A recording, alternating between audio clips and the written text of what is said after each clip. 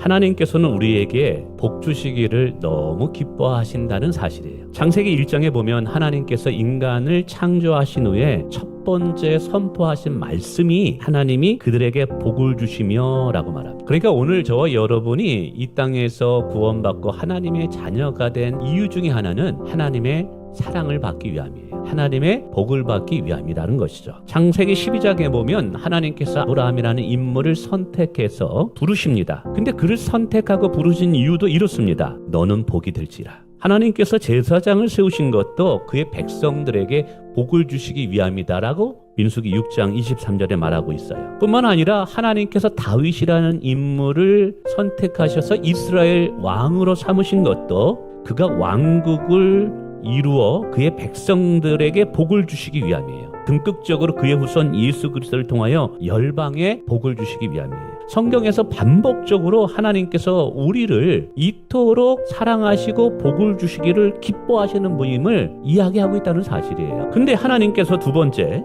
이 복을 주시는 하나님께서 또 다른 복을 우리에게 주시기를 원하는데 그것은 받은 복을 흘려보내는 축복을 얻기를 원한다는 거예요. 축복의 통로로 우리를 부르시고 계시는 사실을 믿으시길 바랍니다. 이스라엘에 가면 큰 두 개의 호수가 있습니다. 북쪽에는 갈릴리 호수가 있고 남쪽에는 사해라는 호수가 있습니다. 북쪽의 갈릴리 호수는 헐몬산이라는 산에서 눈이 녹아가지고 깨끗한 물이 호수로 들어옵니다. 그 다음에 물이 흘러가요. 여러분, 물이 들어왔다 흘러가니까 썩지를 않는 거예요.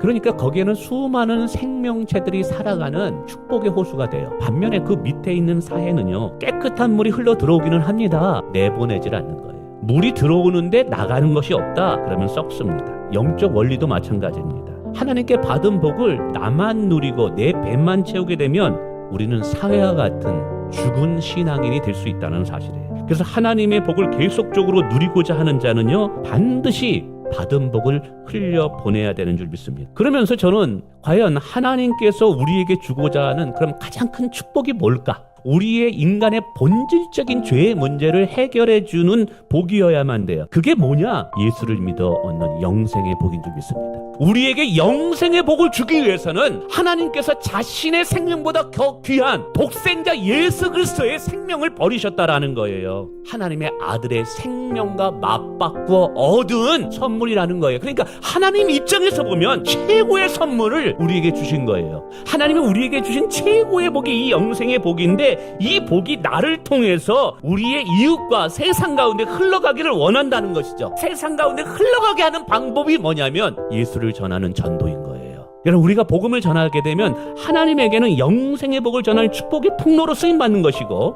예수님에게는 예수님의 십자가의 죽음이 헛되지 않게 하는 마지막 보루로서 쓰임받는 것이고, 구원받지 못한 자들에게는 마지막 희망의 끈이 되어주는 역할을 하게 되는 거예요. 우리가 예수를 전하지 않으면 하나님 앞에 엄청난 죄를 짓는 것이지만 전한다면 하나님께 엄청난 기쁨을 드리는 축복의 통로가 되는 줄 믿습니다. 오늘 저와 여러분이 하나님의 영생의 복을 받은 자로서 영생의 복을 흘려받은 전하는 축복의 통로가 되시기를 주님의 이름으로 축원을 드립니다.